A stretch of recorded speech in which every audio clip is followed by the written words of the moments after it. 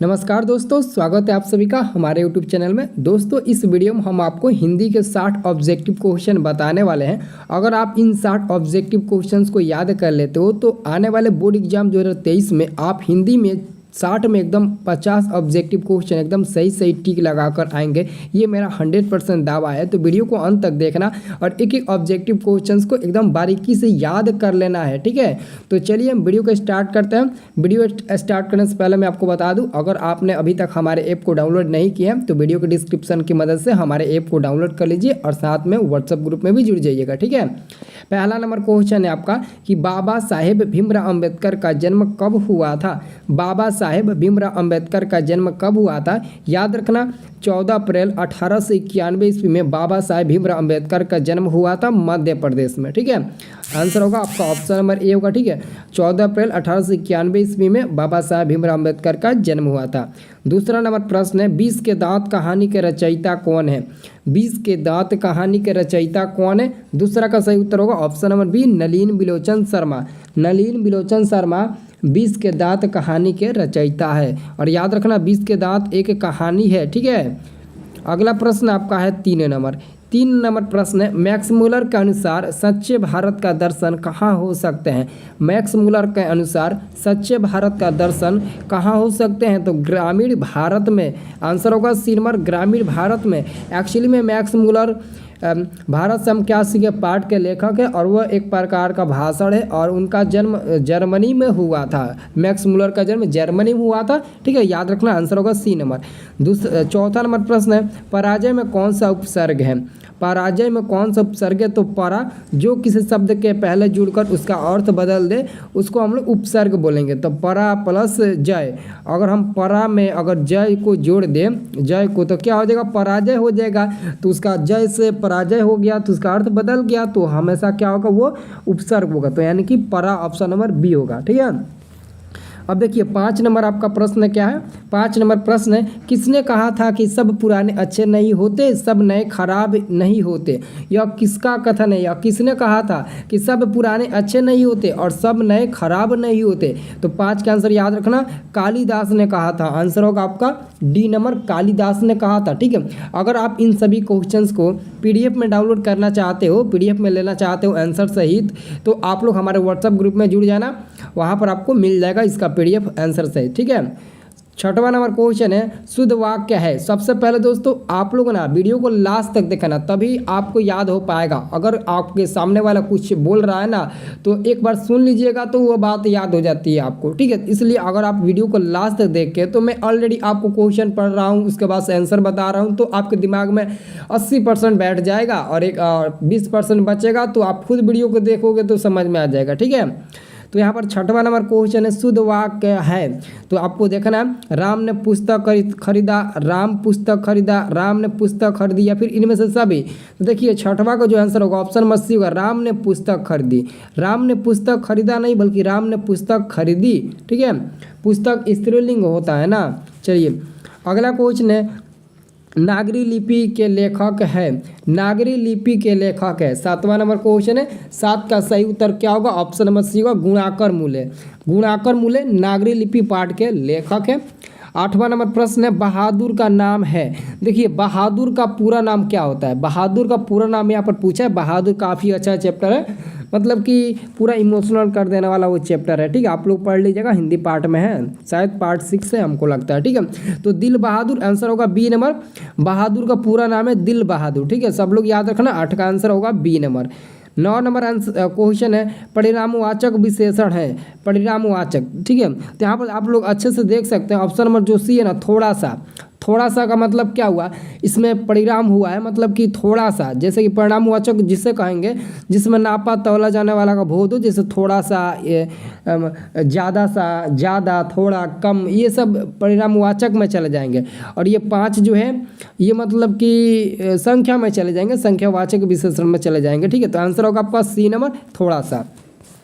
अगला प्रश्न है आपका 10 नंबर। 10 नंबर प्रश्न है, परंपरा का ज्ञान किनके लिए आवश्यक है? परंपरा का ज्ञान किनके लिए आवश्यक है?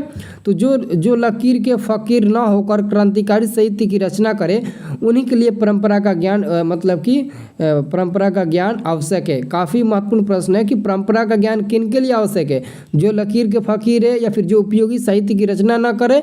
तो आंसर होगा सी नंबर, जो लकीर के फ़कीर न होकर क्रांतिकारी साहित्य की रचना करे उसे ही हम लोग परंपरा का ज्ञान मतलब कि उनके लिए परंपरा का ज्ञान आवश्यक होता है।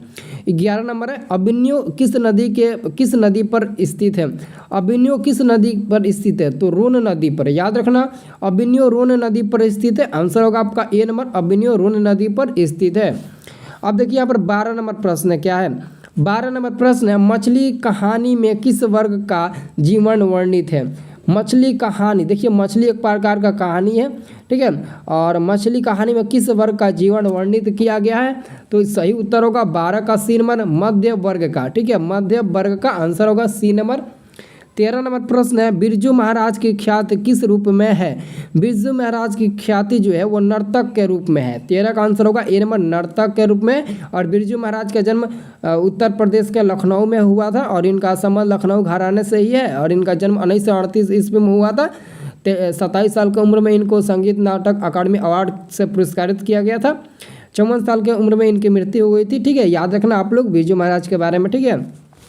अगला आपका क्वेश्चन है 14 नंबर। 14 नंबर प्रश्न है, भाववाचक संज्ञा का उदाहरण है। देखिए भाववाचक संज्ञा का उदाहरण पूछा जा रहा है, ठीक, जैसे समझ सकते हैं, जैसे कि घड़ी, बहन, लकड़ी, ये सब भाववाचक नहीं है बल्कि सर्दी है। सर्दी एक भाववाचक का मतलब कि भाववाचक संज्ञा का उदाहरण हो सकता है, ठीक है, भाववाचक संज्ञा, ठीक है। आंसर होगा आपका ऑप्शन नंबर ए, ठीक है। मैं आपको बता दूं, अगर किसी भी छात्र को बोर्ड एग्जाम 2023 में अच्छे से पढ़ने में कोई दिक्कत आ रही है, जैसे कि आप लोग का टेंशन नहीं हो जाता है कि 4 महीना है, 3 महीना है, 2 महीना है, 1 महीना है, तो कैसे पढ़ाई करें, हम लोग के टेंशन हो जाता है। जिस मतलब कि कितने लड़के को ऐसा मतलब कि फील होता है कि हम कैसे तैयारी करेंगे, कैसे क्या करेंगे, सोच में पड़ जाते हैं। तो उन सभी छात्रों को मैं बता दूं, अगर आप लोग मात्र 150 रुपये खर्च करते हो तो मैं आपको सारे सब्जेक्ट का PDF दे दूंगा और आप उस PDF को मात्र 20 या 25 दिन के अंदर रट जाइएगा, याद कर लीजिएगा। ऑब्जेक्टिव सब्जेक्टिव सब भी यही उसमें क्वेश्चन दे दिए हैं। अगर आपको लेना होगा तो मेरा मोबाइल नंबर है 9693779407। इस नंबर पर आप ऑनलाइन गूगल पे, पेटीएम, फ़ोनपे के जरिए किसी से भी या फिर अपने आप से भी फ़ोन पे 150 रुपये करवा के आप अपने व्हाट्सएप पर वो PDF ले सकते हैं, ठीक है। और उस PDF के थ्रू आप अच्छे से बोर्ड एग्जाम में नंबर ला सकते हैं। जिसको भी मतलब कि दिक्कत हो रही हो कि मैं कैसे पढ़ाई करूं, कितना देर पढ़ूं, कैसे क्या करूं, अभी तक मैं कुछ भी नहीं पढ़ा हूं, उन लोगों के लिए ये मतलब कि खास और सुनहरा मौका मैंने आपको दिया है, ठीक है। ये सुनहरा मौका आप अपने पास ही रखिएगा, ठीक है। तो आप अगर मतलब कि जिसको भी लगता है कमजोरी तो वो ले सकते हैं, पढ़ सकते हैं, कोई दिक्कत नहीं है। ज़्यादा रुपया थोड़ी ना है, 150 रुपया कोई ज़्यादा रुपया नहीं है, ठीक है। पर सब्जेक्ट का तो 30 रुपया ले रहे हैं, ठीक है। यहाँ पर आपका 15 नंबर क्वेश्चन है, आध्यात्मिक शिक्षा से गांधी जी का क्या तात्पर्य है। देखिए आध्यात्मिक शिक्षा से गांधी जी का क्या तात्पर्य है, तो 15 का सही उत्तर होगा ऑप्शन नंबर हृदय की शिक्षा। आंसर होगा ए नंबर, हृदय की शिक्षा। सब लोग याद रखना। महात्मा गांधी के पिता का क्या नाम था, करमचंद। करमचंद कहीं दिया, हाँ बिल्कुल दिया, ऑप्शन नंबर डी नंबर में दिया। महात्मा गांधी का जन्म पोरबंदर में हुआ था 1969 ईस्वी में, ठीक है, 2 अक्टूबर 1969 ईस्वी में। और इनके पिता का नाम करमचंद गांधी था, ठीक है। पोरबंदर जो गुजरात में है, ठीक है। आंसर होगा डी नंबर 16 का, ठीक है। और देखिए 16 नंबर ना, करमचंद गांधी ना। चलिए अगला क्वेश्चन देखिए, अगला क्वेश्चन है आपका 17 नंबर। 17 नंबर क्वेश्चन है, राजगिरी कौन समास है। देखिए राजगिरी में कौन सा समास होता है, ये क्वेश्चन पूछा है। तो राजगिरी में तत्पुरुष समास होता है। क्या होता है, तत्पुरुष समास होता है, आप लोग याद रखिएगा। राजगिरी में तत्पुरुष समास होता है। 18 नंबर प्रश्न, निम्नलिखित में सर्वनाम है। तो निम्नलिखित में आपको सर्वनाम चूज करना है, कौन सर्वनाम है। तो याद रखना, मैं एक सर्वनाम हूँ, ठीक है। मैं क्या हूँ, एक सर्वनाम हूँ।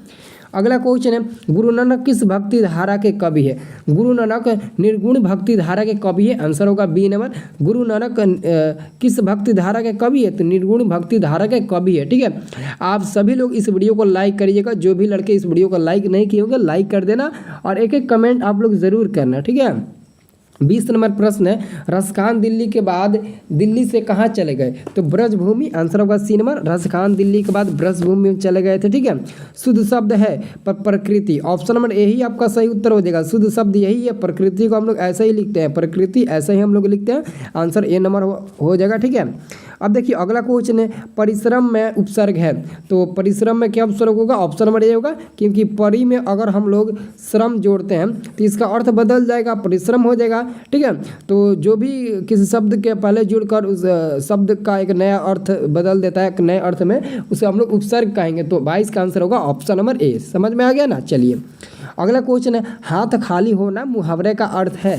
देखिए क्वेश्चन नंबर 23 है, हाथ खाली होना मुहावरे का सही अर्थ बताए। तो देखिए आंसर होगा सी नंबर, पास पैसा न होना। हाथ खाली होना मुहावरे का सही अर्थ होता है पास पैसा न होना। 23 का आंसर सी नंबर है। जबकि 24 में प्रश्न है, अवकाश शब्द में उपसर्ग है। देखिए अवकाश, तो अव प्लस काश, ऑप्शन नंबर बी होगा कि नहीं होगा? देख लीजिए सभी में वही है, अव प्लस अगर काश, तो अव में अगर काश जोड़ देंगे तो इसका अर्थ बदल जाएगा, अवकाश हो जाएगा। ठीक है। तो ये आंसर होगा आपका ऑप्शन नंबर बी नंबर। ठीक है। हिरोशिमा किस देश में है? हिरोशिमा किस देश में? तो सभी को पता होगा, सभी लोग भारत माता चैप्टर पढ़े होंगे, जिसमें हिरोशिमा पर अमेरिका द्वारा परमाणु बम साध, हमको लगता है 1946 की 44 के आसपास परमाणु बम गिराया गया था। ठीक है। सबको याद होगा। ठीक है। कमेंट करके बता दीजिएगा किस सन में हुआ, मतलब कि परमाणु बम गिराया गया था। और वो है हिरोशिमा, जापान में स्थित है, जिसका प्रभाव अभी भी वहाँ पर पड़ रहा है जापान देश में, क्योंकि वहाँ के अभी भी बच्चे बहरा लंगड़ा ये सब मतलब कि ऐसे जन्म ले रहे हैं। ठीक है। देखिए कितना खतरनाक होता है परमाणु बम। 26 नंबर प्रश्न है, मेरे बिना तुम प्रभु कविता का हिंदी रूपांतरण किसने किया? मेरे बिना तुम प्रभु कविता का हिंदी रूपांतरण किसने किया? 26 का राइट आंसर होगा ऑप्शन नंबर डी होगा, धर्मवीर भारती ने। धर्मवीर भारती ने किया था। किसने किया था हिंदी रूपांतरण? धर्मवीर भारती ने किया था। और 27 नंबर क्वेश्चन, कुंवर नारायण कवि है। कुंवर नारायण कैसे कवि है? तो 27 का आंसर होगा ऑप्शन नंबर बी, नगर संवेदना कवि है। आंसर होगा बी नंबर। ठीक है। सेनापति में कौन सा समास है? देखिए सेनापति में कह रहा है, देखिए सेनापति का मतलब कि एक झुंड होता है। क्या होता है? झुंड होता है, सेना का एक झुंड होता है ना। तो सेनापति में कौन सा समास होता है? तो इसी से पहचान लीजिए, तत्पुरुष हो जाए। जैसे राजगिरी, ठीक है, राजगिरी में भी होता है तत्पुरुष, और सेनापति में भी तत्पुरुष हो जाएगा। ठीक है। मित्र शब्द का भाववाचक संज्ञा रूप है। मित्र शब्द का भाववाचक संज्ञा रूप आपको बताना है। आंसर होगा बी नंबर, मित्रता होगा। ठीक है। क्वेश्चन नंबर 30 है, जनतंत्र का जन्म शीर्षक कविता के कवि का क्या नाम है? जनतंत्र का जन्म शीर्षक कविता के कवि का क्या नाम है? 30 का सही उत्तर क्या होगा? ऑप्शन नंबर ए होगा, Ramdhari Singh Dinkar. Option number A होगा, रामधारी सिंह दिनकर। ठीक है। अगला क्वेश्चन 31 नंबर आपका, हिंदुस्तानी नाम सुनी अब ये सकुची लजात पंक्ति किस कविता से उद्धृत है? भारत माता, अक्षर ज्ञान, जनतंत्र का जन्म, या फिर स्वदेशी? तो याद रखना है, हिंदुस्तानी का जब यहाँ पर नाम आ गया, जब यहाँ पर हिंदुस्तानी का नाम आ गया तो वो कौन है? स्वदेशी। आंसर होगा आपका ऑप्शन नंबर डी, स्वदेशी। ठीक है। रसखान किस विषय में प्रसिद्ध थे? सिद्ध थे। रसखान किस विषय में सिद्ध थे? तो सब लोग याद रखना, 32 का आंसर होगा ए नंबर, सवेयाज छंद में। सवेयाज छंद में आंसर होगा ए नंबर। ठीक है। अब देखिए अगला क्वेश्चन आ गया वर्णिका का, अमराई का कुआं कहाँ है? तो देखिए अमराई का कुआं रास्ते में था। कहाँ पर था? तो रास्ते में है। ठीक है। अमराई का कुआं रास्ते में है। आंसर होगा सी नंबर। पापत्ती की उम्र क्या थी? देखिए पापत्ती एक 12 वर्षीय ग्रामीण लड़की थी, जिसको काफ़ी तेज बुखार हुआ था। आंसर याद रखना ए नंबर होगा। सीता रुआंसू क्यों हो गई? क्वेश्चन नंबर 35 है कि सीता रुआंसू क्यों हो गई? तो बहुओं की कला से, बहुओं की मतलब कि अपने बहुओं से तंग आकर सीता रुआंसू हो गई थी। मतलब कि सीता अपने बहुओं की कला से तंग आकर रुआंसू हो गई थी। आंसर होगा बी नंबर। ठीक है। अब देखिए आपका 36 नंबर प्रश्न है, बहादुर अपने घर से क्यों भागा था? बहादुर अपने घर से क्यों भागा था? तो माँ की मार के कारण बहादुर अपने घर से भाग गया था। लेकिन माँ क्यों मारी थी बहादुर को, इसका कारण आपको वीडियो में कमेंट करके बताना है। ठीक है। 37 नंबर क्वेश्चन है, बिरजू महाराज किस शैली के नर्तक है? बिरजू महाराज किस शैली के नर्तक है? तो कथक। आंसर होगा आपका ऑप्शन नंबर डी, कथक। ठीक है। 37 का आंसर होगा डी नंबर, कथक। सब लोग याद रखना। 38 नंबर क्वेश्चन, अशोक वाजपेयी का जन्म कब हुआ था? अशोक वाजपेयी का जन्म कब हुआ था? 38 नंबर है। 38 का सही उत्तर होगा ऑप्शन नंबर ए 16 जनवरी 1941 ईस्वी में अशोक वाजपेयी का जन्म हुआ था। 16 जनवरी 1941 ईस्वी में अशोक वाजपेयी जी का जन्म हुआ था। आंसर होगा ए नंबर। ठीक है, अब देखिए अगला क्वेश्चन है, विलनव क्या है? तो एक छोटा सा गांव है, एक छोटा सा गांव है। ठीक है, विलनव क्या है? क्या है? तो एक छोटा सा गांव है। 39 का आंसर क्या होगा? बी नंबर होगा।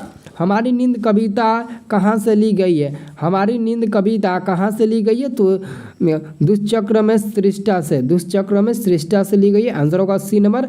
अमृत का प्रयाचित शब्द क्या होता है? सुधा। क्या होता है? सुधा। अमृत का प्रयाचित शब्द सुधा होता है। एक्चुअली में अमृत का प्रयाचित शब्द तो बहुत ज़्यादा होता है, लेकिन जो ऑप्शन में दिया है ए बी सी डी करके, उसमें से ऑप्शन नंबर बी सही है, सुधा। ठीक है, अगला क्वेश्चन है, मंगू की बड़ी बहन का क्या नाम था? मंगू की बड़ी बहन का क्या नाम था? देखिए मंगू की जो बड़ी बहन थी उनकी बड़ी बहन के नाम था कमू। कमू, जिसको यहाँ पर मुंह छूट गया, ठीक है, कमू होगा। मंगू की बड़ी बहन का नाम था कमू। ठीक है, सातकोड़ी होता कथकार है। सातकोड़ी होता कथकार है तो उड़िया के, सातकोड़ी होता एक उड़िया भाषा के कथकार है। कमर कसना मुहावरे का अर्थ है। कमर कसना मुहावरे का अर्थ है तो 44 का आंसर होगा बी नंबर, तैयार होना। कमर कसना मुहावरे का सही अर्थ होता है तैयार होना। ठीक है, अगला क्वेश्चन है 45 नंबर, दक्षिण अफ्रीका से गांधी जी भारत कब लौटे? दक्षिण अफ्रीका से भारत गांधी जी कब लौटे? 45 का आंसर होगा बी नंबर, 1915 ईस्वी में। जो लोग हमारे व्हाट्सएप ग्रुप में अभी तक जुड़े नहीं है, जाकर जुड़ जाइए, पीडीएफ आपको इन सब का आंसर सहित मिल जाएगा। ठीक है, मछली लेकर कौन भाग गया था? तो संतु। याद रखना, मछली लेकर संतु भाग गया था। संतु इसलिए मछली को लेकर भागा था क्योंकि संतु नहीं चाहता था कि मछली को काटी जाए और काट कर इसको बनाया जाए, क्योंकि वो मछली से बहुत प्यार करता था। वो चाहता था कि अगर मछली हमारे पास रहेगी तो मैं उसके साथ खेलूँगा, बाल्टी में रखूँगा, बड़ी करूँगा, कुएं में डालूंगा, फिर निकालूंगा, खेलूंगा। मतलब ये सब उनके मन में बात चल रही थी। ठीक है, हिंदी भाषा की लिपि क्या है? तो 47 का आंसर क्या होगा? 47 का बी होगा, देवनागरी। हिंदी लिपि की भाषा देवनागरी है। आंसर होगा बी नंबर। 48 नंबर प्रश्न है, बिरजू महाराज के चाचा का क्या नाम था? बिरजू महाराज के चाचा का नाम था शंभू महाराज। शंभू महाराज बिरजू महाराज के चाचा थे। याद रखना, शंभू महाराज बिरजू महाराज के चाचा थे। जारशाही कहाँ थी? जारशाही कहाँ थी? 49 का आंसर होगा ए नंबर, रूस में। कहाँ पर? तो रूस में। दोहा कोश किनकी रचना है? दोहा कोश किसकी रचना है? 50 का सही उत्तर होगा ऑप्शन नंबर ए, सरहपाद की। किसकी? तो सरहपाद की। ऑप्शन नंबर ए होगा। दोहा कोश किसकी रचना है? तो सरहपाद की। ठीक है, अगला क्वेश्चन है 51 नंबर, शिक्षा और संस्कृति किसकी रचना है? शिक्षा और संस्कृति किसकी रचना है? तो महात्मा गांधी के अलावा और किसी की नहीं हो सकती है। आंसर होगा बी नंबर, महात्मा गांधी। ठीक है, अब देखिए अगला क्वेश्चन क्या है? अगला क्वेश्चन 52 नंबर है। ठीक है, 52 नंबर क्वेश्चन का आता है, भारत से हम क्या सीखे? क्या है? भारत से हम क्या सीखे? क्या है? तो भारत से हम क्या सीखे एक प्रकार का भाषण है जो मैक्स मुलर द्वारा लिखित है और मैक्स मुलर का जन्म जर्मनी में हुआ था। मैक्स मुलर को वेदांतियों का भी वेदांती किसने कहा? याद रखना, मैक्स मुलर को वेदांतियों का वेदांती किसने कहा? तो स्वामी विवेकानंद ने कहा था। आंसर होगा बी नंबर, 53 का आंसर होगा बी नंबर, स्वामी विवेकानंद ने कहा था। अगला क्वेश्चन है आपका 54 नंबर, दधीची की हड्डी से क्या बना था? तो इंद्र का वज्र। दधीची की हड्डी से क्या बना था? तो इंद्र का वज्र। ऑप्शन नंबर ए होगा। अगला क्वेश्चन है आपका 55 नंबर। 55 नंबर प्रश्न है, श्रम विभाजन और जाति प्रथा के लेखक कौन है? श्रम विभाजन और जाति प्रथा के लेखक कौन है? तो बाबा साहेब भीमराव अम्बेडकर है। ऑप्शन नंबर ए होगा, बाबा साहेब भीमराव अम्बेडकर। मेघदूत का जर्मन में अनुवाद किसने किया? मेघदूत का जर्मन में अनुवाद किसने किया? तो मैक्स मुलर। 56 का आंसर सी नंबर होगा, मैक्स मुलर ने किया था। मंगमा को किसके साथ विवाह था? सब लोग याद रखना, मंगमा को अपने बहू के साथ लेकर विवाह था। क्वेश्चन पूछा भी जाता है, मंगमा को अपने बहू के साथ किस बात को लेकर विवाह था? ये 2 नंबर में 5 नंबर में पूछा जाता है। ठीक है, मंगमा को अपने बहू के साथ मंगमा को किसके साथ विवाह था? तो अपने बहू के साथ। लक्ष्मी के पति का क्या नाम था? तो लक्ष्मी के पति का नाम था लक्ष्मण। आंसर होगा बी नंबर। किस नदी के बांध के नीचे लक्ष्मी का घर था? तो देवी नदी के बांध के नीचे लक्ष्मी का घर था। देवी नदी के बांध के नीचे लक्ष्मी का घर था, आंसर होगा डी नंबर। और अंतिम प्रश्न है, देखिए अंतिम प्रश्न है, पार्वती बेहोश क्यों पड़ी थी? पार्वती बेहोश क्यों पड़ी थी? तो तेज बुखार के कारण पार्वती बेहोश पड़ी थी। ठीक है, अगर आप लोग इसका PDF लेना चाहते हो, नीचे मैंने आपको आंसर भी दे दिए हैं, तो आप लोग जल्दी से हमारे व्हाट्सएप ग्रुप में जुड़िए। व्हाट्सएप ग्रुप का आपको लिंक वीडियो के डिस्क्रिप्शन में मिल जाएगा। सभी लोग व्हाट्सएप ग्रुप में जुड़िए ताकि इसका PDF आपको प्राप्त हो सके। ठीक है, तो आप अभी तक आप लोगों ने हमारे ऐप को डाउनलोड नहीं किया तो ऐप को भी डाउनलोड कर लो, क्योंकि ऐप को डाउनलोड करेंगे तो सुबह शाम आपको टेस्ट देने को मिलेगा। रैंक भी देख सकते हैं, टेस्ट में इनाम भी पा सकते हैं, नाम भी देख सकते हैं, रिजल्ट भी शो करके देख सकते हैं, सब कुछ वहाँ पर आपको मिल जाएगा जानकारी। एक बार जाइए उस ऐप को डाउनलोड करिए। ठीक है, वो आपको ऐप एग्जाम में ज़्यादा लाभदायक होगा। ठीक है।